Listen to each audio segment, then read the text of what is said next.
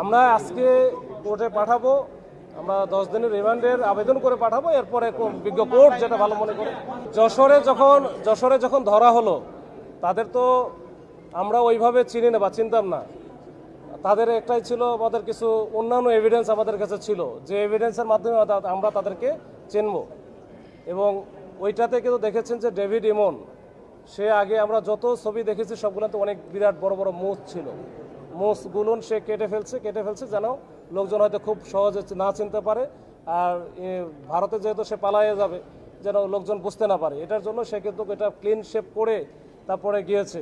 তো তার কথা শুনেই তো আসলে প্রথমেই আমরা বুঝতে পেরেছি যে সে বলতেছে আমার বাড়ি ঢাকাতে, কিন্তু কথা তো একবারে ওই যে আপনাদের চাটগার। তো তো এরপরে তো তখন আমরা বাদবাকি জিনিসগুলো তো আমরা বুঝতে পেরেছি যে সে আসলে কি। তো তার সহযোগী যারা ছিল তাদের তো আমাদের স্টাডি করা ছিল বহুত আগে, এটা একদিনের ঘটনা না। আমি আর একবার বলি, এই বিষয়টা হুটহাট করে কোনো বিষয় না। এটা হচ্ছে দীর্ঘদিন থেকে এটার একটা ধারাবাহিক এবং নিরলস পরিশ্রমের মাধ্যমে অর্জিত একটা জিনিস, অর্জিত একটা অপারেশন। তো এইটা মনে করেন না যে এটা হঠাৎ করে গেছে, ওখানে চেকপোস্টে পড়ছে, ওইখানে আমরা ধরে ফেলছি, বিষয়টা এরকম না।